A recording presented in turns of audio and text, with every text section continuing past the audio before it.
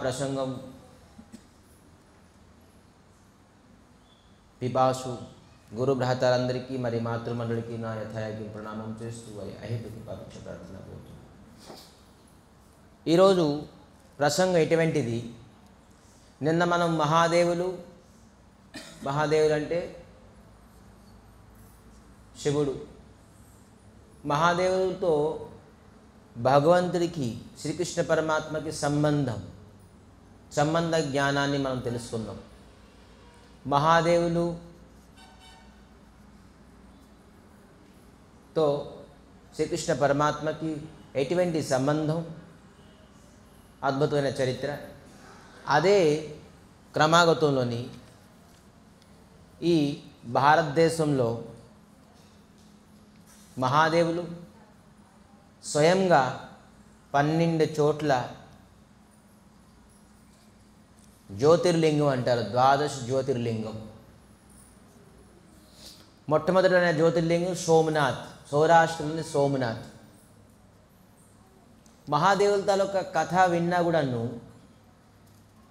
ఎవరికైతే క్షయరోగం అని ఉండదు, క్షయరోగం అంటే చాలా వరకు ఉంటుంది. క్షయరోగం అంటే కుష్టి రోగం. శరీరము ఎలాగ క్యాండిల్ ఎలాగ కరిగిపోతుందో మన శరీరం కూడా అలాగా కరిగిపోతుంది. కుష్టి రోగం అదొక విచిత్రమైన రోగం. క్షయరోగంలో అనేక ప్రకారంగా ఉన్నాయి, ఒకటి కాదు. స్కిన్ వైట్ కావడం, అది కూడా క్షయరోగమే. చాలామందికి అవుతుందిగా, వైట్ స్కిన్ అవుతుంది. క్షయరోగంలో అనేక ప్రకారం ఉన్నాయి. ఎవరైతే ఈ కథా ప్రసంగం వింటారో వారికి క్షయమైన రోగం కూడాను నయమవుతుందట. ఈ విధంగా మహిమ ఉన్నది. లేదంటే వాళ్ళ తాలూకా పరివారంలోని ఎవరికైతే క్షయరోగం ఉన్నదో వాళ్ళకి కూడా ఇది వినిపించవచ్చు. ఇది ఎందుకు? క్షయరోగంతో సోమనాథ్కి ఏ ప్రకారంగా సంబంధం? నిన్నతో మనం మహాదేవులు మహావిష్ణు తాలూకా సంబంధం తెలుసుకున్నాం. ఈరోజు ఈ క్షయరోగం, కుష్ఠరోగం మరియు ఈ సోమనాథ్తోని సంబంధం ఏంటి అనేది మనం తెలుసుకుందాము. ధ్యానపూర్వకంగా వినాలి. మనం ఒక 10 నిమిషాలు 15 నిమిషాలు భగవత్ కథా ప్రసంగంతో కొంత జ్ఞానం, మనం ఏ దేవాలయానికి వెళ్ళినా శఠారి, చరణామృతం, గోత్రనామం పూజి దర్శనం చేసుకొని మనం వెళ్ళిపోతాం లైన్కి. కానీ ఇక్కడ ఇది ఇటువంటి దేవాలయం ఎక్కడైతే జ్ఞానానికి ప్రాధాన్యం, భక్తికి ప్రాధాన్యం. జ్ఞానంతో వచ్చిన భక్తి నిలకడగా ఉంటుంది. మరి మనం తెలుసుకోగలం ఆ భక్తిలో అసలు ఆదర్శం ఏంటి అనేది. ఎవరో ఏదో చెప్పారు ఇలా చేయండి, సరే నేను చేస్తాను, అది కాదు. ఎందుకు చేయాలి అని ప్రశ్న ఉండాలి మన మనసులో. ఇది చేయమన్నారు కదా, ఇది చేస్తే లాభం ఏంటి, ఎక్కడ రాసి ఉన్నది, ఎవరు చేయమని చెప్పారు, ఇది ఎవరు చేశారు, దానివల్ల ఎలాగ అయ్యింది అని మనసులో ప్రశ్న లేదు మనకి. ఎందుకంటే మనకు అంత సమయం లేదు. అంత జిజ్ఞాస అంటారు దీనికి, సంస్కృతంలోని జిజ్ఞాస అంటారు. జిజ్ఞాస అంటే ఏంటి? తెలుసుకోవడంలో ఇష్టగలడం. ఇలా చెప్పారు బాబు, ఈ ఉంగరం వేసుకో, ఈ విభూది పెట్టుకో అంటే మనం ఆ ఉంగరం వేసుకుంటాం, ఆ విభూది పెట్టుకుంటాం, ఆ దానం చేస్తాం. కానీ అది ఎందుకు అని ప్రశ్న మనం ఉండదు మన మనసులో. అదే పెద్ద ప్రాబ్లం మనకి. అలాగే ఒకవేళ మన ప్రశ్న ఉంటే మన ఈ సనాతన ధర్మం ఎంత కల్మషం అవపోదును, భక్తిహీనం అవపోదును. సనాతన ధర్మం అంటే మూఢనమ్మకాలతో కూడిన ఒక ధర్మం అనేసి చాలామంది. సో అలా కాదు, అన్నిటికీ ఒక రీజన్ ఉన్నది, అన్నిటికీ ఒక కారణం ఉన్నది. సో ఈ సోమనాథ్ మరి క్షయరోగం, ఈ సోమనాథ్ ఎవరు అని తెలుసుకుందాం. మనం ప్రారంభిస్తున్నాం. అందరూ భక్తి శ్రద్ధగా వినండి. దక్ష ప్రజాపతి ఎవరు? ఇతను మహాదేవుల తాలూకా మామగారు. దక్ష ప్రజాపతి తాలూకా ఒక కన్య ఎవరు? సతి. తర్వాత పార్వతయ్యారు సతి. దక్ష ప్రజాపతి ఒక మీటింగ్ పిలిపించారు దేవతలందరికీ. కానీ దక్ష ప్రజాపతి రావడంలో లేట్ అయ్యింది. అందరూ కూర్చున్నారు, కానీ టైం ఎందుకు వేస్ట్ చేసుకుందామని చెప్పేసి మహాదేవులు ఎప్పుడుతో ధ్యానంలో ఉంటారు. ఎవరు ధ్యానంలో ఉంటారు? తెలుసా అది? నిన్న చెప్పిన కథలో మీకు తెలుసుంది, ఎవరు వినలేదు కాబట్టి తెలియదు. ఎప్పుడు నిరంతరంగా శ్రీ రామచంద్రమూర్తి, విష్ణుమూర్తి, శ్రీకృష్ణ పరమాత్మ ధ్యానంలో ఉంటారు. అతను రామ్ రామ్ రామ్ రామ్ అని ఈ విధానంగా ధ్యానం చేస్తారు. నా భూతో భవిష్యత్తు ఎవ్వరూ ఈ విధానంగా ధ్యానం చేయలేరు. మహాదేవులు ఎంత విష్ణు తనగా ధ్యానం చేస్తారు. మరి మహాదేవులు ఎంత సేవిస్తారో విష్ణుమూర్తికి ఇంకెవరు కూడా సేవించలేరు. మహాదేవులు సేవించడానికి స్వయంగా ఆంజనేయ స్వామి రూపంగా వచ్చారు. రాముడికి సేవించడానికి రుద్రాంశమే ఆంజనేయ స్వామి. రుద్రుడుగా మహాదేవులుగా నేను సేవించలేను, కేవలం ధ్యానమే చేయగలను. సో నేను స్వామికి సేవించాలి. ఎలా సేవించాలి? భగవంతుడు మానవ రూపంగా వెళ్ళారు, నేను బాణర రూపంగా వెళ్తాను. మహాదేవులు బాణర రూపంగా వెళ్ళి శ్రీ రామచంద్రమూర్తిని సేవించారు. సో ఈ సంపర్కం అనేది నిన్న మనం చెప్పుకున్నాం కాబట్టి ఇంకా ఎక్కువగా చెప్పుకోవడం అవసరం లేదు. సో ఈరోజు మహాదేవులు ధ్యానంలో ఉన్నారు. మీటింగ్ ప్రారంభంలో లేట్ అయిందని దక్ష ప్రజాపతి వచ్చారు. అందరూ బ్రహ్మాది దేవతలు, బ్రహ్మ, ఇంద్ర, చంద్ర అందరూ లెగిశారు. దక్ష ప్రజాపతి ఆ మీటింగ్ కండక్ట్ చేశారు. అది మెయిన్గా దక్ష ప్రజాపతి అంటే మొత్తం అంతా హ్యాండిలింగ్ చేస్తున్నారు ఆ మీటింగ్కి. సో అతను వచ్చారు. హెడ్ ఒకళ్ళు వస్తే ఖచ్చితంగా లెగుస్తారు. మనం హెడ్ మాస్టర్ వచ్చారనుకోండి, టీచర్ వచ్చారనుకోండి, మనం అందరూ స్టూడెంట్స్ లెగుస్తాంగా. ఎందుకంటే అది మర్యాద. ఒక పెద్ద వ్యక్తి వస్తే స్టాండప్ అవ్వడం అనేది ఒక మర్యాద. సో అందరూ బ్రహ్మాది దేవతలు అందరూ, ఇంద్రులు అందరూ లెగిశారు. వాస్తవంగా చెప్పాలంటే బ్రహ్మ కంటే పెద్ద ఎవరు లేరు దేవతల్లోని. బ్రహ్మ మూలం. అయినా కూడా బ్రహ్మ లెగిసున్నారు. అక్కడ ఉన్న వాతావరణం ప్రకారంగా మర్యాద ఇవ్వాలని చెప్పేసి. కానీ మహాదేవులు ధ్యానం ఉన్నారు. దక్ష ప్రజాపతి వచ్చారని చెప్పేసి వాళ్ళకి తెలియలేదు. అందరూ లెగిసారు కానీ దక్ష ప్రజాపతి వాళ్ళ అల్లుడు లేగలేదు. ఈ దక్ష ప్రజాపతి కోపం వచ్చేసి, నా అల్లుడు వేసి చూడు, నాకు మర్యాద ఇవ్వలేదు అని అతను అనేక భర్షణ అంటే ఏంటి, తిట్టారట. తిట్టడంతో మహాదేవులకి ఇవన్నీ తెలియదు. ధ్యానంలో ఉన్నారు. ఎవరు తిట్టారు, ఎవరు కొట్టారు, ఎవరు ఏమైంది తెలియదు. మొత్తం తిట్టడంతో శివగణులు అంటే శివ పరికరులు అందరూ దక్ష ప్రజాపతికి మహాదేవులు నువ్వు ఈ విధానం తిడతావా అని చెప్పి సూర్యపప్ప వాళ్ళు కూడాను కొంత తిట్టారు. ఇలాగ ఫైటింగ్ అవుతుంది. ఆ వాతావరణం మీటింగ్ అవ్వలేదు, ఫైటింగ్ అయిపోయింది. ఆ వాతావరణ మీటింగ్ శాంతి గురించి మీటింగ్ పిలిపించారు కానీ ఆ శాంతి కాకుండా అశాంతి అయిపోయింది. అవుతాయిగా మన పార్లమెంట్లో ఒక్కొక్కసారి ద గ్రేట్ పార్లమెంట్లో అలాగా అక్కడ అయ్యింది వాతావరణం. సో ధ్యానం భంగం అయింది మహాదేవులకి. ఏంటయిందంటే ఈ విధానంగా అయ్యింది. సరే మహాదేవులు ఎందుకు మనకు వచ్చిన గొడవ అని చెప్పేసి మహాదేవులు వెళ్ళిపోయారు అక్కడి నుంచి. ఈ గొడవలు గట్ట మనతో ధ్యానం చేయడానికి వచ్చాం, భగవంతుడితో ధ్యానం చేసే కన్నా ఇవన్నీ ఎందుకు, ఈ తగులు తందనాలు మాకు అని చెప్పేసి మహాదేవులు మీటింగ్ ఇంకా అవ్వదు, తెలిసిపోయింది అని చెప్పేసి వెళ్ళిపోయారు మహాదేవులు అక్కడి నుంచి. కానీ దక్ష ప్రజాపతికి ఒక కక్ష ఉంది. దక్ష ప్రజాపతి ఏం చేశారంటే ఒక యజ్ఞం చేశారు. పెద్ద ఒక విరాట్ అనే యజ్ఞం కండక్ట్ చేశారు. బృహస్పతి దేవగురు బృహస్పతి ఆధీనంలోని ఒక పెద్ద యజ్ఞం చేశారు. ఆ యజ్ఞంలోని ప్రతి దేవతలకి ఆహ్వానం పలికించారు కానీ మహాదేవుడికి పలికించలేదు. సొంత అల్లుడు అతనికే పిలుస్తాం, మళ్ళీ వస్తే మళ్ళీ నాకు అమర్యాద చేస్తారు. అటువంటి అమర్యాద అల్లుడిని పిలిస్తే ఏంటి, పిలిపేంటి ఏంటి, పిలను ఆహ్వానం ఇవ్వలే.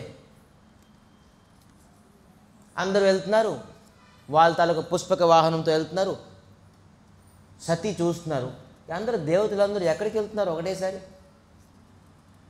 మహాదేవులకు తెలుసు, ధ్యానంలో ఉంటారు, అతనికి తెలియకుండా ఉండదు. సతీ విడిచిపెట్టేసి ఎందుకు తెలుసుకోవడం, ఎక్కడికో వెళ్తుంటారు విడిచిపెట్టి. లేదు అందరూ ఎక్కడికో వెళ్తుంటే ఏదో ఒక కారణం ఉంటుంది. మీ నాన్నగారు ఏదో యజ్ఞం చేస్తున్నారు అందుకే పిలిచారు వెళ్ళారు అని అన్నారు. నాన్నగారు చేస్తున్నారా, యజ్ఞం చేస్తున్నారా, మరి మనకి పెళ్ళేదేంటి అంటే ఏదో మర్చిపోయారు, ఏదో పనిలో ఉన్నా మర్చిపోయారు, వెళ్ళిపోయారు, విడిచిపెట్టేసింది. పదండి వెళ్దాం. నేను ధ్యానంలో ఉంటాను. ఎంతో ప్రయత్నించారు సతీ మహాదేవులతో తీసుకెళ్దామని, కానీ మహాదేవులు వెళ్ళలేదు. తెలుసు అసలు ఉద్దేశమే మహాదేవుల గురించి. అతనికి పిలకుండా అవమానం చేసేసి అందరి దేవతలకి కలిసి మేము యజ్ఞం చేద్దామని ఉద్దేశం, అతనికి అవమానం చేయడానికి. మళ్ళీ ఎందుకు మహాదేవులు వెళ్తారు? సతీ ఎంతో చెప్పారు, రాలేదు. సరే మీరు ఉండండి, మా నాన్నగారి ఇంటికి వెళ్ళి నేను వెళ్ళడానికి మాకు ఆహ్వానం కావాలా? అమ్మగారు నాన్నగారు ఆహ్వానం పలకాలి మాకు. మనం ఎప్పుడైనా నెక్స్ట్ వస్తే అమ్మగారి నాన్నగారి ఇంటికి వెళ్తాం. నేను వెళ్తాను అమ్మగారి ఇంటికి. వద్దు అని అన్నారు. అక్కడికి వెళ్తే నువ్వు అవమానం పడతావు, వద్దు విడిచిపెట్టి. మనకి పెళ్ళని పేరెంటానికి ఎందుకు మనం వెళ్తాం అంటారుగా, ఏదో ఒకటి. పెళ్ళని పేరెంట్కి మనం ఎందుకు వెళ్తాం అని వెళ్ళొద్దన్నారు. అయినా కూడా నువ్వు సతీయే. కొంతమంది స్త్రీలు ఉంటారుగా, వాళ్ళు ఎప్పుడు చెప్తే వినరు. ఏ భర్త ఏ ప్రకారం చెప్పినా కూడా వినరు కొంతమంది. సో ఈ సతీ వెళ్ళారు. అక్కడ స్ట్రెయిట్గా వాళ్ళ నాన్న దక్ష ప్రజాపతి చెప్పేశారు, ఎందుకు వచ్చావు, నీకు ఎవరు పిలిచారా అని అవమానంతో ప్రారంభించారు. మీ భర్త ఒక అఘోరి, నువ్వు ఒక అఘోరునివి, నువ్వు పెళ్ళిపోయినవడని ఏ ప్రకారంగా సిగ్గులేక వచ్చావు అని చెప్పేసి బోల్డ్ మాటలు దక్ష. ఆ సతీ సహించలేపింది. నన్ను అంటే అన్నారు, నాన్నగా అధికారం ఉన్నది, కానీ ఎంతమంది ముందు మా స్వామిని అవమానించారా అని చెప్పేసి సతీ ఏం చేశారంటే అగ్నిదాహం అయిపోయింది. తనే శరీరం నుంచి అగ్ని ప్రకటన శరీరాన్ని విడిచిపెట్టేశారు ఈ అవమానం తట్టుకోలేక. ఇది చూసి మహాదేవులు ఒక వీరభద్ర అని ఒక క్రతువుని జటాలించి తీశారు. మహాదేవులు విడిచిపెట్టారు. ఈ వీరభద్ర వెళ్ళి అక్కడ ఉన్న వాతావరణం అంతా ఎవరైతే నవ్వేరో, ఎవరైతే చూసారో, ఎవరైతే ఎటకారం ఆడారో అందరికీ ఆ ప్రకారంగా వీరభద్రుడు ఎవరు గెడ్డం పీకేశారు, ఎవరు కళ్ళు పీకేసేసారు, ఎవరు నోరు పీకేశారు, ఎవరు నాలుగు పీకేశారు. దక్ష ప్రజాపతి తలకు పేగ కూడా కోసేసారు. ఈ విధంగా వాతావరణం అయిపోయింది. ఆ యజ్ఞం కాదు, యజ్ఞం నుంచి మొత్తం అంతా అక్కడ కూడా పాడైపోయింది. ఎందుకంటే సతీ మృత్యు శరీరాన్ని విడిచిపెట్టారని మహాదేవులు సహించలేపారు. ఆ భీరభద్రాన్ని విడిచి భీరభద్ర వెళ్ళి వాళ్ళు మాయతలక దక్ష ప్రజాపతులక పేక కోసేసారు. ఈ విధానంగా వాతావరణం అయిపోయింది. అక్కడ అవడంతో అందరూ పశ్చాత్తాపయ్యారు. మహాదేవులతో నువ్వు ఫైటింగ్ చేస్తావా? మహాదేవులు ఎవరు అనుకున్నావు? అనన్య భక్తులు భగవంతుడి విష్ణుమూర్తిది. సదా సర్వదా అతను ప్రశాంత చిత్తతోని భగవంతుడు మహావిష్ణువు తాలూకా ధ్యానంలో ఉంటారు. అటువంటి ధ్యానగ్రస్త మహాదేవుల్ని నువ్వు ఈ విధంగా అవమానిస్తావా అని చెప్పేసి బోల్డ్ చెప్పారు. అప్పుడు దక్ష ప్రజాపతి మరి ఇతరతరు ఎవరికైతే కళ్ళు పోయాయి, ఎవరికి చెవులు పోయాయి, ఎవరికి నోరు పోయిందో అందరూ కలిసి మహాదేవుల దగ్గరికి వెళ్ళారు. మహాదేవులు సరే ఏదైతే అయింది అని చెప్పేసి ఎవరికి ఏ ప్రకారంగా మళ్ళీ రిపేర్లు చేశారు. ఎవరు కళ్ళు పోయింది కళ్ళు ఇచ్చారు. ఎవరికి ఈ దక్ష ప్రజాపతికి ఏం చేయాలి? తలకాయ పోయింది, ఒక మేక తలకాయ వేసింది. మేక తలకాయ పెట్టారు. ఒక మేక తలకాయ మే మే మే అంటది చూసారా? మేక ఏమంటుంది? మే మే. హిందీలో మే మే అంటే ఏంటి తెలుసా? నేను నేనే నేను నేనే. చాలామంది నేనే ఉండాలి, నేను గొప్పోడిని, నాకంటే పెద్ద గొప్పోడు కాదు, నే అంటే అటువంటి వాడికి నెక్స్ట్ జన్మ మేక అవుతుంది. అందుకే నేను నేను నేను అనుకోకూడదు, నాది అనుకోకూడదు, భగవంతుడిది.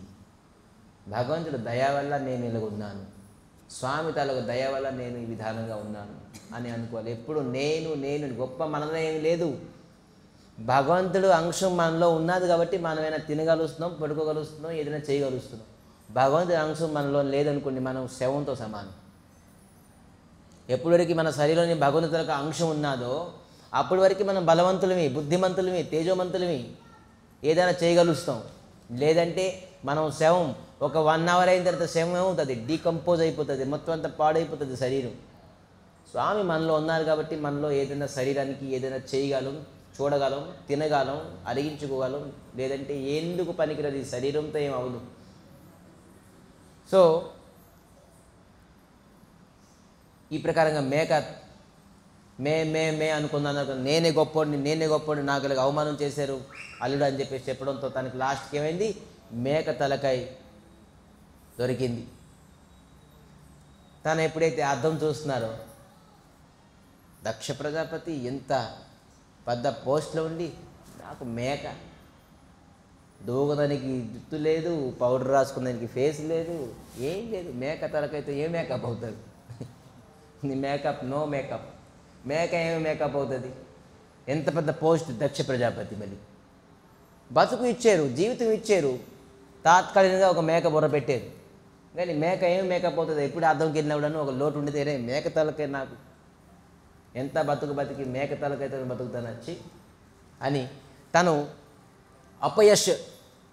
అపయశ అంటే ఏంటి? అవమానం ఫీల్ అయ్యి ఆ శరీరం విడిచిపెట్టేశారు. శరీరం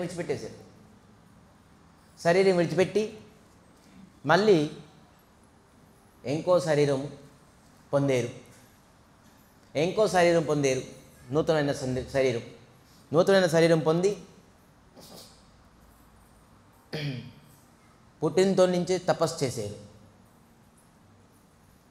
తెలిసిపోయింది ఇంకా లేదు, తపస్సు చేయాలి, తపోశక్తితో ఏదైనా చేయగలం అనేది తపస్సు చేశారు. మహా తపస్సు చెప్పారు. ఎవరికి? శ్రీమన్నారాయణకి, భగవంతుడికి. ఎక్కడ చేశారు? హంసగ్రియ స్తుతి అనే ఒక స్తుతి చేశారు భగవంతుడికి. అది నారాయణ సరోవరులని భగవంతుడి విష్ణుమూర్తికి తపస్సు చేశారు. తపస్సు శక్తితోనే అనేక శక్తి పొందారు. శక్తి పొంది భగవంతుడు చెప్పారు, నువ్వు ఇప్పుడు వెళ్ళి సృష్టిని అంటే శాసనం చేయొచ్చు, సృష్టిని సృష్టించవచ్చు అని చెప్పేసి, నీకు ఆ ప్రకారం శక్తి నేను ఇస్తున్నాను కాబట్టి నువ్వు సృష్టిని సృష్టించు అని చెప్పేసి చెప్పారు. చెప్పడంతో ఈ దక్ష ప్రజాపతి మళ్ళీ జన్మంతో ఏంటి పాంచజన్య అని ప్రజాపతి తనొక కన్య పాంచజనితో వివాహం చేసుకున్నారు. ఎవరు? దక్ష ప్రజాపతి పాంచజన్య అనే ఒక కన్యతోని వివాహం చేసుకున్నారు. భగవంతుడి ఆశీర్వాదంలో సృష్టి చెయ్యమని చెప్పేసి చెప్పారు కాబట్టి 10,000 మంది పుత్రుల్ని కన్నారు. 10,000. ఎందుకంటే ఆ సమయంలోని సృష్టి అంటే కేవలము ఉత్పన్నమే, ప్రజలు లేకుండేరు అప్పుడు. సో 10,000 మంది పుత్రుల్ని కన్నారు. ధ్యానంగా వినండి.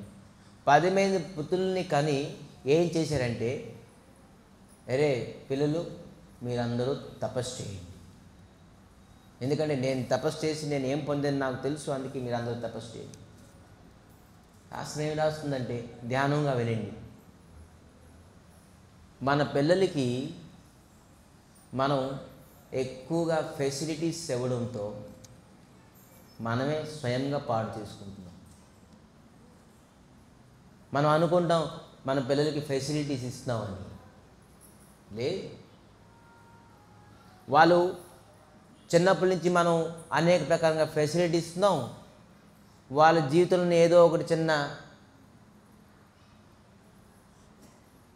చూడపోయింది, వినపోయింది, ఏదో ఒకటి వాళ్ళకి హర్ట్ అయ్యింది అనుకోండి, వాళ్ళు ఏంటవుతున్నారంటే మొత్తం డిప్రెషన్ అయిపోతున్నారు, వాళ్ళు ఫ్రస్ట్రేషన్ అయిపోతున్నారు, తట్టుకోలేకపోతున్నారు, ఆత్మహత్య గురి అయిపోతున్నారు. అప్పుడు ఇటువంటి బోల్డ్ పనులు చేసుకుంటున్నారు వాళ్ళు మొత్తం కెరీర్ పోతుంది. అందుకే ఫెసిలిటీ పిల్లలకి తపస్సు నేర్పించాలి,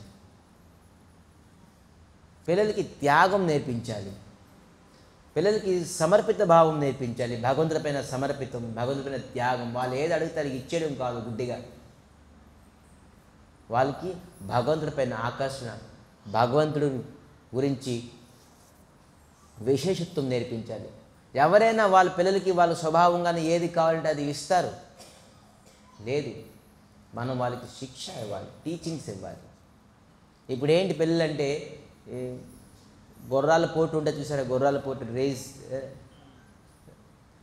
వాడు కొడుకు ఎంత మార్క్ వచ్చింది, మన కొడుకు ఎంత మార్క్ రావాలి, నువ్వు బాగా చదువు, ట్యూషన్స్, స్పెషల్ కోచింగ్స్, ఇది అది మార్కులు రావాలంటే అమ్మ నాన్నలు చూస్తుంటారు. రేస్కి ఇలా గుర్రాలు వెళ్తుంటే మార్కులు ఎంత వచ్చాయి. కేవలం పిల్లల తాలూకు మార్కుల గురించి కాన్సన్ట్రేషన్ చేస్తున్నా కానీ వాడి తాలూకు శిక్ష ఏంటి, వాడికి తపస్సు ఏంటి, వాడికి సమర్పిత భావం ఏంటి, వాడిలో త్యాగభావం ఏంటి. ఒకరు దుఃఖం అయితే వాడు దుఃఖం అవుతున్నాడు లేదా, వాడు హృదయం ఏ ప్రకారంగా ఉన్నది, వీటితో సంబంధమే లేదు మనకి. గుర్రాల్లాగా పరిగెడిస్తున్నాం మనం పిల్లల్ని, చదువుకో చదువుకో చదువుకో అని చెప్పేసి వెనకాల ఫీజులు ఇచ్చేసి వాళ్ళకి అన్ని ఫెసిలిటీస్ చేసి కాదు. ఇది పిల్లలకి పెంచే పద్ధతి కాదు. పిల్లలకి పెంచే పద్ధతి ఏంటి, వాళ్ళకి సమర్పిత భావం, భగవంతుడిపైన విశ్వాసం, సమర్పిత భావం, త్యాగభావం. నువ్వు ఇప్పటి నుంచి ఫోన్ పట్టుకోకూడదు, నీకు ఒక సమయం వస్తే ఫోన్ ఇస్తారు, చెప్పాలి. అందరూ మీ పిల్లలకి ఫోన్ ఇచ్చే బదులు విషం ఇచ్చేస్తే బెస్ట్. ఫోన్తో ఒక వ్యక్తి, ఒక పిల్లడు ఎంత పాడైపోతాడో అది మీకు తెలియదు. మీరు అనుకున్నారు చక్కగా ఆపరేషన్ చేస్తున్నారు, ఎన్ని తెలివి వచ్చేస్తుంది, ఎంత బాగా చూస్తున్నాడు, ఎంత బాగా ఏం లేదు, అంత పాడు విషయాలు నేర్చుకుంటాడు తప్ప మంచి విషయాలు ఏం కాదు. దేనికి పనికి రాపోయిన విషయాలన్నీ నేర్చుకుంటాడు. జగతానికి నష్టం చేసుకుంటాడు, వాడి జీవితానికి నష్టం చేసుకునేది ఫోన్ తప్ప ఇంకేం లేదు. ఇటువంటి ఇన్స్ట్రుమెంటు మొత్తం మనసుని, వాడి తరొక హృదయాన్ని నష్టం చేసేది ఇన్స్ట్రుమెంట్ ఇది.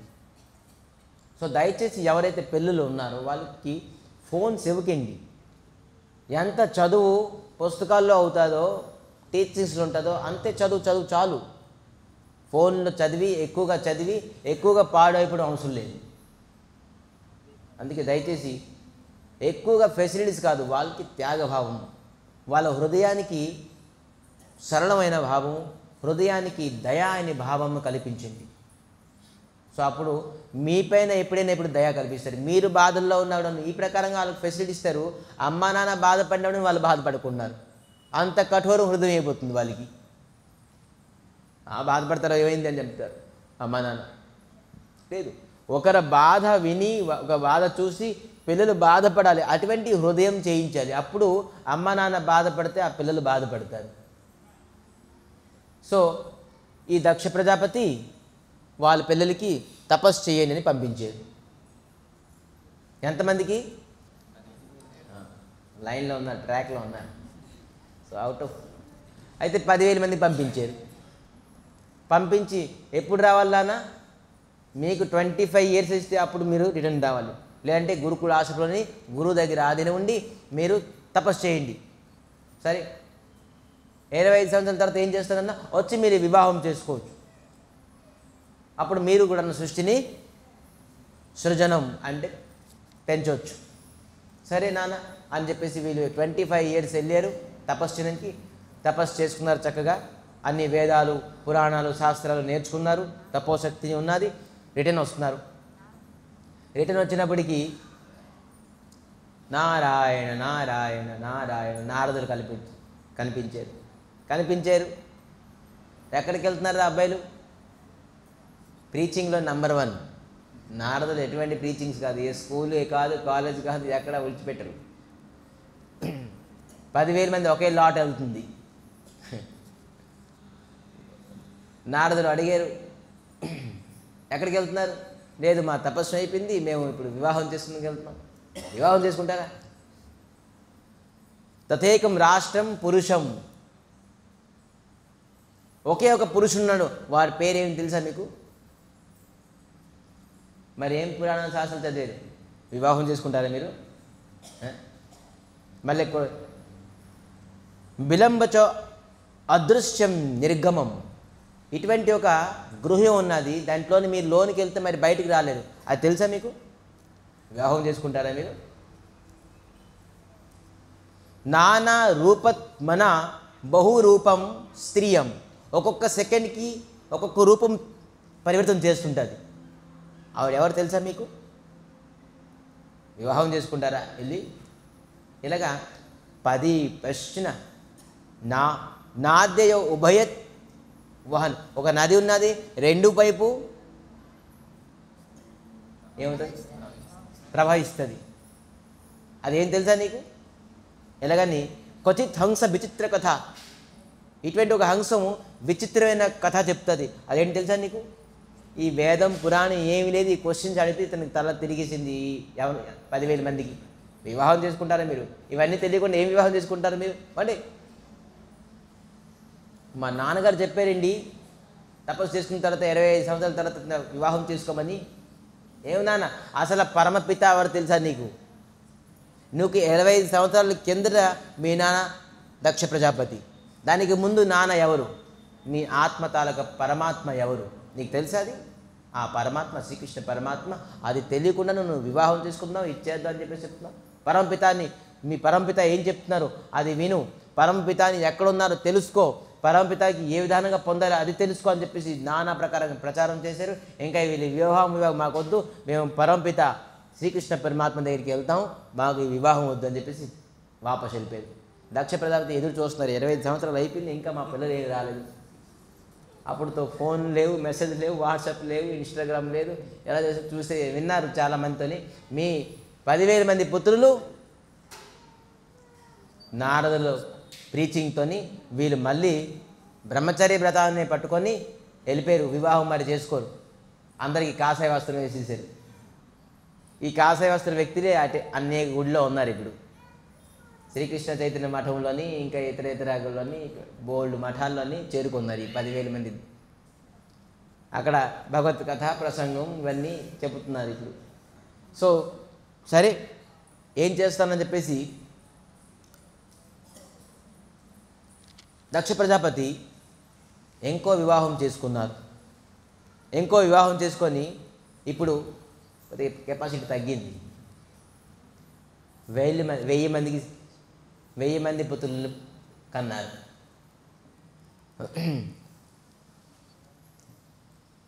సరే 10,000 మందిని విడిచిపెట్టేశారు. 1000 మంది మళ్ళీ సేమే, పిల్లలకి వెళ్ళండిరా, మీరు తపస్సు చేయండి, తపోశక్తి అయిన తర్వాత 25 సంవత్సరాల తర్వాత మీరు తిరిగి రావాలి అని చెప్పి చెప్తున్నారు. బ్రహ్మచారిగా 20 వయసు ఉండాలి, తపోశక్తి ఉండాలి. తపోశక్తి లేకపోతే మీరు సంసారం చేయలేరు. ధనంతో సంసారం ఇప్పుడు చేయలేము. ఫ్యాక్టరీ, ఇండస్ట్రీ, ఉద్యోగం, సద్యోగంతో ఇప్పుడు సంసారం చేయలేము. తపోశక్తితో సంసారం చేయాలి. లేదంటే ఇవాళ వాళ్ళకి జాబ్స్ ఉన్నాయి, ఇల్లు ఉన్నాయి, వాకులు ఉన్నాయి, ఫ్యాక్టరీ ఉన్నాయి, ఇండస్ట్రీ ఉన్నాయి, డబ్బులు ఉన్నాయి. కానీ సంసారంలో ఎందుకు మీకు దుఃఖం ఉన్నది చెప్పండి? ఏది మీకు లోటు ఉన్నది చెప్పండి? అన్నీ ఉంటుండే కూడా మీకు దుఃఖం ఎందుకు సంసారం? ఎందుకంటే మీలో తపోశక్తి లేదు కాబట్టి. మీలో తపోశక్తి ఉంటే ఆ సంసారం మీరు చేసే సహరించే శక్తి మీకు ఉంటుంది. వాస్తవంగా మీ సంసారం కాదు, ప్రతి సంసారం దుఃఖం ఉన్నది. ఘర్ ఘర్ కా ఎక్ కహాని. ఒక్కొక్క ఇంటికి ఒక్కొక్క రామాయణం, మహాభారతం ఉన్నది. అయితే అది సహించే శక్తి మీలో తపోశక్తి లేదు కాబట్టి మీరు సహించలేకపోతున్నారు. సో ఈ విధానంగా మళ్ళీ 1000 మంది పుత్రులకి మళ్ళీ తపస్సుకి పంపించారు. 25 సంవత్సరాలు కంప్లీట్ అయింది. మళ్ళీ నారదం ఉండేసి నారాయణ నారాయణ మళ్ళీ వెళ్తున్నారు. వీళ్ళకి అదే ప్రకారం ఎక్కడికి వెళ్తున్నారు? నాన్న దగ్గరికి వెళ్తున్నా. ఏం చేస్తారా? వివాహం చేసుకున్నా. వివాహం చేసుకుంటారా? మీ అన్నయ్యలు ఉన్నారు చూసారా, ఎంత చక్కగా కాషాయ వస్త్రం వేసుకొని చక్కగా శ్రీమన్ నారాయణని, శ్రీహరిని, శ్రీ విష్ణుమూర్తిని పొందడానికి వెళ్ళారు. దివ్య తపం చేస్తున్నారు. మీరు మీ అన్నయ్య తాలూకా మాట విని దారితో పట్టుకోవాలి. కానీ ఏంటి సంసారం విడిచిపెట్టి అని చెప్పేసి మా అన్నయ్యలా ఎక్కడున్నారు? ఇగోండి వెళ్ళు తపస్సు చేస్తున్నారు. అవునా? అయితే మేము అన్నయ్య దగ్గరికి వెళ్తాం. మాకెందుకు ఈ సంసారం, ఈ గధ, ఈ కష్టం? మేము అన్నయ్య దగ్గరికి వెళ్తాం అని చెప్పేసి ఈ 1000 మంది కూడా అన్నయ్య దగ్గరికి వెళ్ళిపోయారు. వెళ్ళడంతో ఈ దక్ష ప్రజాపతితో మొదటే కోపం ఇతనికి. వాళ్ళ అల్లుడికే, శివుడికే శాపం ఇచ్చేసారు. ఈ దక్ష ప్రజాపతి నారదుడికి శాపం ఇచ్చారు. హే నారద, మీ గురించి నువ్వేమనుకుంటున్నావు? నువ్వు అందరికీ ఏదో కాషాయ వస్త్రం వేసుకొని ఈ విధానంగా హరిని పొందు అని చెప్పేసి అందరికీ ప్రీచింగ్ చేస్తున్నావు. నీకేం తెలుసు ఈ సంసారం గురించి అని చెప్పేసి నువ్వు ఎక్కడ ఉన్న 2 ముహూర్తాలు కన్నాను ఎక్కువసేపు ఎక్కడా ఉండలేవు అని శాపం ఇచ్చేసేది. నారదులు భగవంతు తలకు అంశము, అవతారము. అతనికి కావలసిన తిరిగి శాపం ఇవ్వచ్చు. ఆ శాపం అతనికి ఏ ప్రకారంగా ఫలీకృతం అవ్వదు కూడా. కానీ నారదుల తన స్వభావం ఏంటంటే స్వీకరించారు. సరే 2 ముహూర్తాల కన్నా నేను ఎక్కువసేపు ఎక్కడ ఉన్నాను మంచిదే, నేను సర్వత్రం ప్రచారం చేస్తాను. శ్రీమన్నారాయణది నేను ఏదో బద్దకించేవాడిని కొంతసేపు, ఇక్కడే ఉందాం, ఇక్కడే చేద్దామని. ఇప్పుడు మీ శాపం వల్ల చక్కగా నేను అన్ని చోట్లని నారాయణ నారాయణ నారాయణ చెప్పుకుంటాను. Free ticket, free journey. 2 ముహూర్తాల కంటే ఎక్కడ ఎక్కువసేపు ఉండరు. వెళ్ళిపోయారు. ఈ దక్ష ప్రజాపతి కోపంతో బ్రహ్మ దగ్గరికి వెళ్ళారు. అతని తండ్రి బ్రహ్మ, హే బ్రహ్మ, హే మీరు నాకు చెప్పారు కాబట్టి సృష్టి చేయమని చెప్పేసి నేను వివాహం చేసుకొని 10 మంది పిల్లలను కన్నాను. మళ్ళీ వివాహం చేసుకొని మళ్ళీ 1000 మంది కన్నాను. నేను సృష్టించడానికి ప్రయత్నిస్తే నారదులు దానికి ఆటంకం చేశారు. ఇప్పుడు ఏం చేయమంటారు అంటే అప్పుడు ఏం చెప్పారంటే పుత్రుడిని కన్నా నారదులు ప్రచారం చేస్తున్నారు, నువ్వు కన్యని కను. నారదులు మీ స్త్రీల జోలికి వెళ్ళేయాలి, అమ్మాయిల జోలికి బ్రహ్మచారులు ఈ సన్యాసులు ఈ నారదులు వెళ్ళరు. వాళ్ళకి ప్రచారం నువ్వు వాళ్ళు కను, నువ్వెందుకు ఓన్లీ పుత్రుల్ని కంటున్నావు, కన్యలు కను. ఇదేదో ఐడియా బాగుంది. సో ఈ విధానంగాను దక్ష ప్రజాపతి షష్ఠి సంజనాయ మాసో దృహిత్ర పితృవత్సల 60 మంది పిల్లల్ని కన్నారట, అమ్మాయిల్ని కన్నారట. షష్ఠి అంటే 60. షష్ఠి ఎవరు? పితృవత్సల, వాళ్ళ తండ్రి మాట విని కూతుర్లను కన్నారట 60 మంది. 60 మందికి 16 సంవత్సరం వరకు చక్కగా మంచి శిక్ష, మంచి తపో, వాళ్ళ ట్రైనింగ్, ఓన్ ట్రైనింగ్. ఇంకెక్కడ పంపించలే, అమ్మాయిల్ని ఎక్కడ పంపించకూడదు. వాస్తవంగా అమ్మాయిల్ని మన ఇంటి దగ్గరే ఉంచుకోవాలి సంస్కారవంతం అవ్వాలంటే. చదువు ఉద్ధరించేది ఏమీ లేదు కానీ, ఉద్యోగం చేసి ఉద్ధరించేది ఏమీ లేదు కానీ, ఎక్కడ ఈ ఇంటికి ఆ ఇంటికి అంటే ఏమంటారు, మా అమ్మగారింటికి అత్తగారింటికి ఉద్ధరించేసేది ఏమీ లేదు. సంస్కారం ఉంటే ఉద్ధరించబడతారు. 2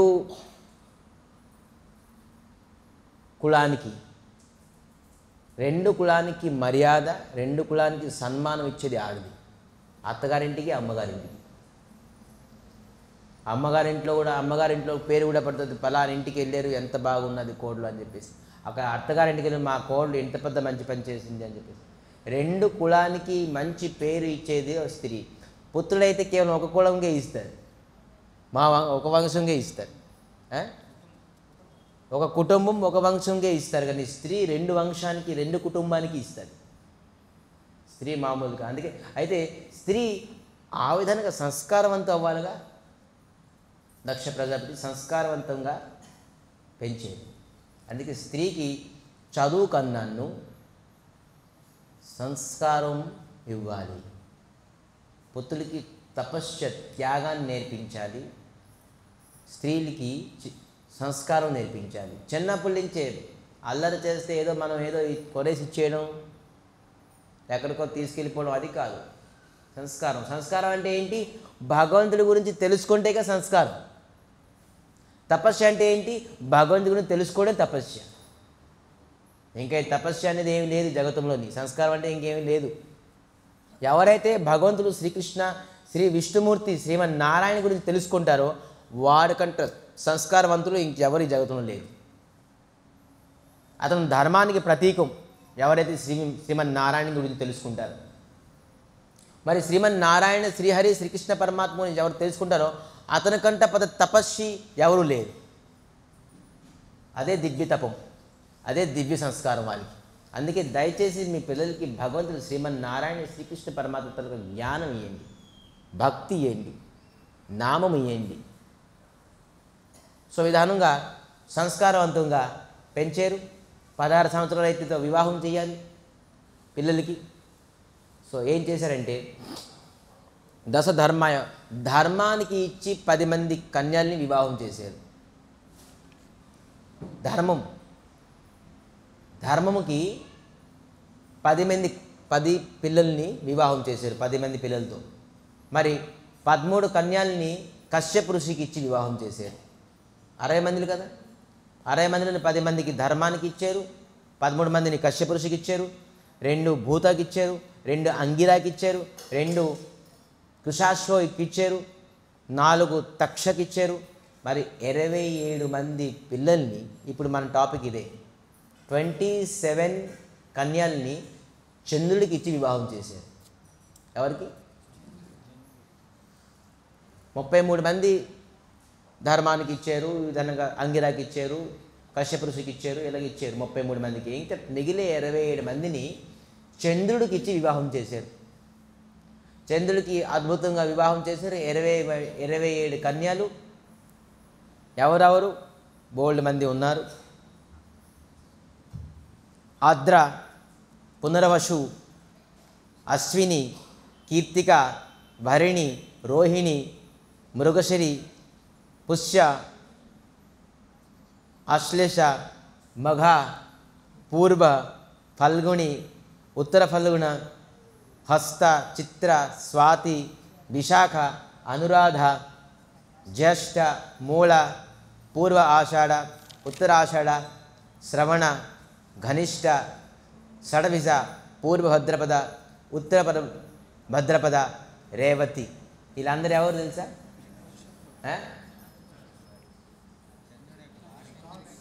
నక్షత్రులు. చూసారా ఏ నక్షత్రంతో జన్మిస్తారు పిల్లలు? చూస్తున్నారుగా 27 నక్షత్రాలు.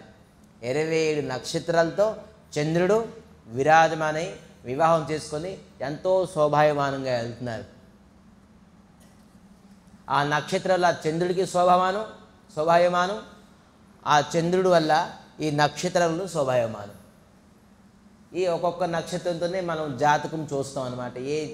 ఏ పాదము ఏ నక్షత్రముతో ఈ 27 నక్షత్రాలు అయ్యారు. ఈ 27 కన్య ఎవరి కన్యలు? దక్ష ప్రజాపతుల కన్య చంద్రుడితో వివాహం చేసుకున్నారు. కానీ చంద్రుడికి అందరికన్నా ఎక్కువగా రోహిణి అంటే ఇష్టం. అయిపోయి ఎక్కడ వచ్చింది? ఈ 27 స్త్రీలని ఒకే స్త్రీ ఎక్కువసేపు ఉండేవారు, ఎక్కువగా ప్రేమించేవారు. మిగతా 26 స్త్రీలకి అంతగా పట్టించుకునేవారు కాదు ఈ చంద్రుడు. ఆ బాధతో పాపం ఈ 26 స్త్రీలు కూడాను చింతించేవారు, బాధపడేవారు. కానీ ఎప్పుడు కూడాను వాళ్ళ నాన్నగారికి ఫోన్ చేసి చెప్పలే, నాన్న ఇలాగ మాకు చూడుకుంటున్నారు నాన్న, కేవలం అక్కతోనే ఉంటున్నారు, ఇంకెవరితో వండుకుంటున్నారు. ఇప్పుడైతే వెంటనే కాల్ వెళ్ళిపోతుంది, నాన్న ఇలాగ ఉన్నారు మా అత్తగారింట్లో, నేను అసలు వచ్చేయమ్మా, నువ్వు పర్లేదు, నువ్వు వచ్చి నేను చూసుకుంటాను, తర్వాత కోర్టుకి వెళ్దాంరా. ఎందుకు చూడరు? నేను అందరికీ పంచాయతీ చేద్దాంరా, ఎందుకు చూడరు? ఇప్పుడు 2 నిమిషాల్లో పనులు అయిపోతాయి. కానీ కొన్ని సంవత్సరాల్లో కూడా నువ్వు చెప్పలే. ఈ 26 కన్యలు కూడా ఎప్పుడు చెప్పలేదు. ఎప్పుడు కన్య వెళ్ళింది అనుకోండి,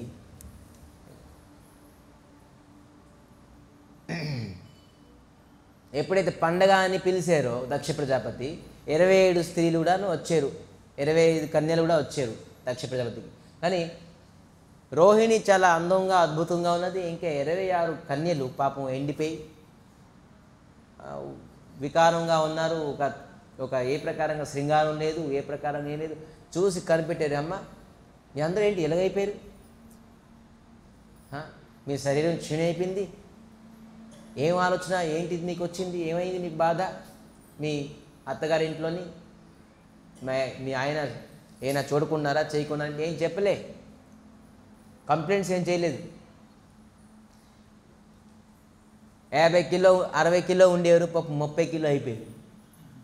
అలాగైపోయారు, హాఫ్ అయిపోయారు. ఎవరికైనా ఏ తండ్రికి కూడా చింతించరు, బాధపడరు, తెలిసిపోదు.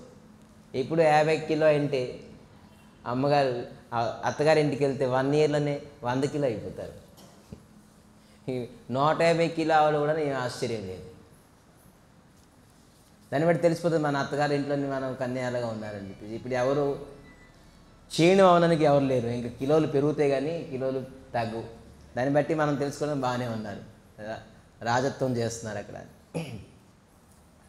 ఇక్కడ మొత్తం జగత్తం అంతా రాజత్వమే. సో క్షీణమైపోయింది శరీరం, తెలుసుకున్నారు. అందరూ చెప్పారు, ఎంతో చెప్తే లేదు, అక్కతోనే ఒకరితోనే రోహిణితోనే ఉంటున్నారు, ఇంకెవరితో మాకు సహవాసం చేయకున్నారు, మాకు పట్టించుకోకుంటున్నారు, మంచి చెడ్డ ఏం తెలియకుంటున్నా. సో అందుకే మేము ఇలాగ అయిపోయాం. ఎప్పుడు అదే చింతన. దక్ష ప్రజాపతి చంద్రుడి దగ్గరికి వెళ్ళారట. యాక్చువల్లీ అల్లుడికి పిలవాల్సింది, కానీ లేదు నేనే వెళ్ళి అతను కొద్దిగా సంజాయిస్తాను, ఏంటి ప్రాబ్లం అని వెళ్ళి దక్ష ప్రజాపతి దగ్గరికి వెళ్ళారు. చంద్రుడి దగ్గరికి వెళ్ళారు దక్ష ప్రజాపతి. హే అల్లుడా, ఏంటి నువ్వు ఓకే, నీకు 27 స్త్రీలతోని మా కన్యతోని వివాహం చేశాను, అందరికీ సరిసమానంగా చూడాలి, కానీ ఒకరికి ఎక్కువగా ఒకరు తక్కువగా అలా చూడకూడదు. పాపం అందరూ ఆరోగ్యం పాడైపోయింది, పాపం చింతిస్తున్నారు, అందరికీ సరిసమానం చూడాలి, ఇది ధర్మం కాదు, ఇది అధర్మము, స్త్రీ ఏడుస్తే ఏ ఇంటికి మంచిది కాదు, ఇది కాదు అని అనేక ధర్మ ఉపదేశం ఇచ్చారు దక్ష. అతనికి తెలిసిన జ్ఞానంతో. కానీ దక్ష ప్రజాపతి సరే సరే సరే అని చెప్పేసి విన్నారు. కానీ మళ్ళీ ఆ కన్యల్ని పంపించడంతో మళ్ళీ వెళ్ళారు. సేమ్ యాజ్ ఇట్ ఈజ్, ఏ మార్పు లేదు, రోహిణితోనే ఎక్కువగా. మళ్ళీ తెలుసుకున్నారు. ఈ దక్ష ప్రజలతో మామూలు కోపం రాదు. దక్ష ప్రజాపతి చంద్రుడికి శాపం ఇచ్చారు. ఏయ్, నీకు ఎంత చెప్పినా, ఎంత అర్థం చేసుకున్నా, నీకు ఎంత సంధానించినా నువ్వు అర్థం చేసుకోలేకపోతున్నావు. నీకు క్షయరోగం అవుతుంది చూడు, నువ్వు క్షీణమైపోతావు. రోజు రోజుకి నీ శరీరం క్షీణమై నువ్వు శరీరం విడిచిపెడతావు అని శాపం ఇచ్చేసారు. అందుకే చూసారా, ముందు చంద్రుడు రౌండ్గా ఉండేవాడు, కానీ క్షీణం అయిపోవడం కొద్ది కొద్దిగా మైనస్ వెళ్ళిపోతున్నారు. ఎప్పుడైతే క్షీణం అయిపోతున్నారో, శరీరం ఎప్పుడైతే క్షీణం అయిపోతుందో అప్పుడు బ్రహ్మ దగ్గరికి వెళ్ళారు చంద్రుడు. బ్రహ్మ దగ్గరికి ఎవరు వెళ్ళారు? కేవలం చంద్రుడే కాదు, కిన్నరులు, నాగరులు, దేవతలు, గంధర్వులు అందరూ వెళ్ళారు. ఎందుకు వెళ్ళారు వీళ్ళందరూ చంద్రుడితో పాటు అంటే, వాస్తవంగా చంద్రుడు వనస్పతి రాజు. మనం తినే ఆహారానికి, చెట్లకి, పండుకి, పువ్వులకి ఏదైనా విటమిన్స్ ఇవ్వాలంటే చంద్రుడి నుంచే వస్తుంది. మనం పండిస్తున్న ధాన్యం, పళ్ళు, ఏదైనా మనం తినే ప్రతి పదార్థము చంద్రుడి నుంచే వస్తుంది. వనస్పతి అంటే చెట్టు. చెట్టుకి ఆహారం ఎవరు ఇస్తారు? వనస్పతి విటమిన్స్, కాల్షియం, ప్రోటీన్స్ అన్నీ చంద్రుడి నుంచే వస్తుంది. అరే ఇప్పుడు చెట్లకి ఈ చంద్రుడు క్షీణమైపోతారు, మరి ఈ చెట్లకి విటమిన్స్ ఎవరు ఇస్తారు? విటమిన్స్ గట్టా లేకపోతే అందరూ డెఫిసిట్ అయిపోతారు. తినే పదార్థాలని ఏది ఔషధం కూడా ఉండదు. ఆయుర్వేదికులను కూడా ఔషధం కూడా చంద్రుడి నుంచే వస్తుంది. అన్ని ప్రకారం చంద్రుడు లేకుండా ఔషధం లేదు, విటమిన్స్ లేదు, ఎనర్జీ లేదు. మన ఫుడ్ తినేదానికి ఎనర్జీ వస్తుంది కేవలం చంద్రుడి నుంచే. చంద్రుడి నుంచి ఎనర్జీ లేకుంటే అందరికీ ఎనర్జీ క్షీణమైపోతుంది. ఈ చంద్రుడు పోతే ఏం చేస్తామని చెప్పేసి పాపం అందరూ వెళ్ళారు బ్రహ్మ దగ్గరికి వెళ్ళారు. బ్రహ్మ, పిత, మీరు ఎలాగ చంద్రుడు క్షీణమైపోతారు, మనకి ఇంకా బలం అవ్వదు, మనం ఏం చేస్తాం? అయితే అప్పుడు బ్రహ్మ ఏం చెప్పారంటే, సౌరాష్ట్రలోని సముద్ర తీరంలోని మహాదేవుల్ని మహామృత్యుంజయ మంత్రం మీరు తపస్సు చేయండి అని చంద్రుడికి సలహా ఇచ్చారట. అప్పుడు వీళ్ళు దేవతలు, కిన్నరులు, గంధర్వులు, నాగరులు అందరూ కలిసి వెళ్ళి చంద్రుడితో సహా అక్కడ తపస్సు చేశారట. 100 కోటి మృత్యుంజయ మంత్రం జపించారట చంద్రుడు. మామూలు కాదు, 100 crores మృత్యుంజయ మంత్రం చంద్రుడు ఈ విధానంగా జపించారు తపస్సు. స్వయంగా అక్కడ మళ్ళీ ఏం చెప్పారంటే, ఒక లింగాకారం చేయండి. చంద్రుడు ఆ లింగాన్ని స్థాపించారు. మొట్టమొదటిగా సౌరాష్ట్రలోని శివలింగాన్ని ప్రతిష్ఠించారు చంద్రుడు.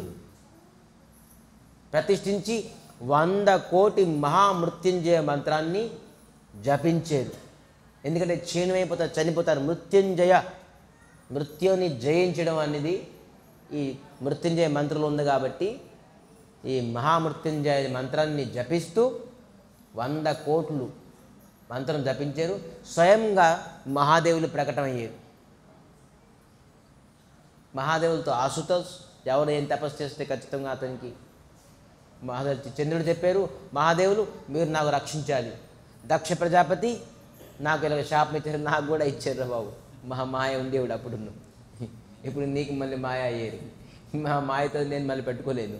ఇప్పుడు నువ్వు శాపం ఇచ్చారు, ఇప్పుడు నీకు శాపం తెస్తే మళ్ళీ నాకు శాపం ఇస్తారు. ఇది ఒక పెద్ద మళ్ళీ టెండర్ అయిపోతుంది.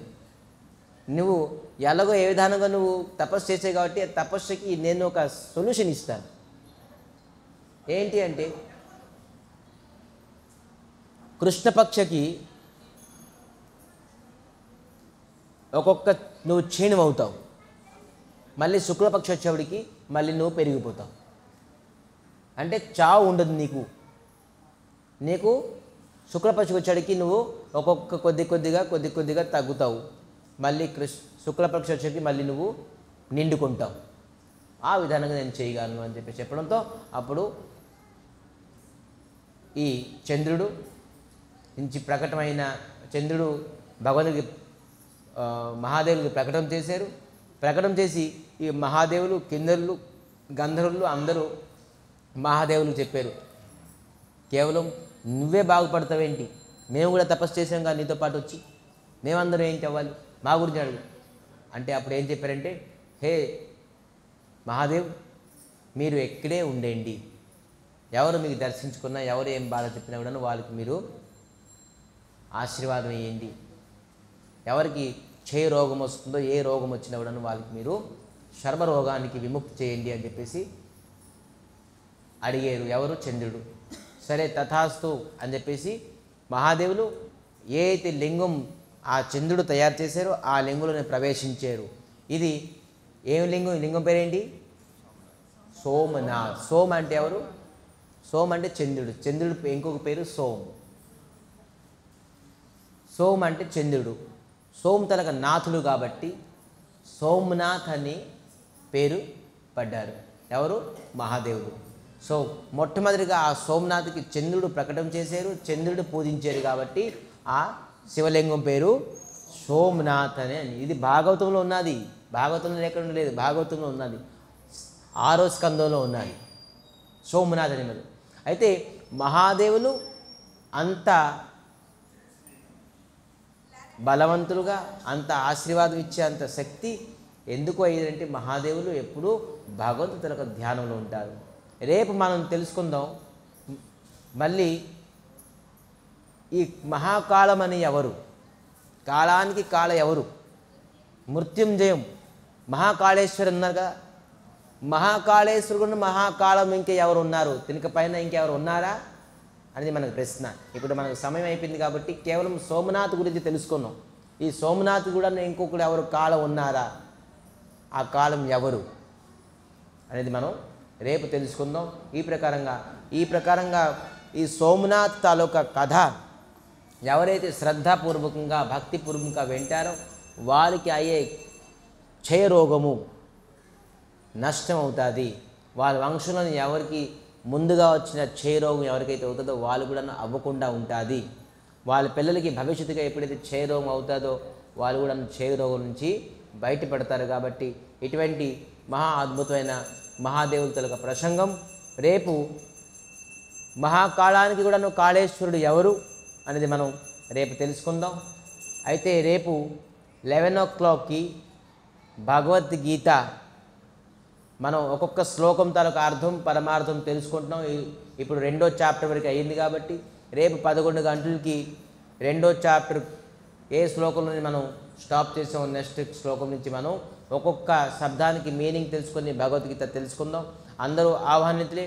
రేపు భగవద్గీత క్లాస్కి ఎవరైతే వద్దాం అనుకుంటున్నారో తెలుసుకుందాం అనుకుంటున్నారో వాళ్ళందరూ ఆహ్వానితులే. వాళ్ళందరూ భగవద్గీత తెలుసుకోవాలని మరీ కోరుకుంటూ ఈరోజు కథాని ప్రసంగాన్ని ఇక్కడ విరామం చేస్తూ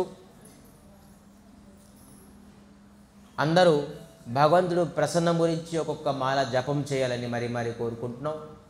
జపం చేయడం వల్ల మనం భగవంతుడికి అతి సరళంగా సులభంగా ప్రసన్నం చేయగలం.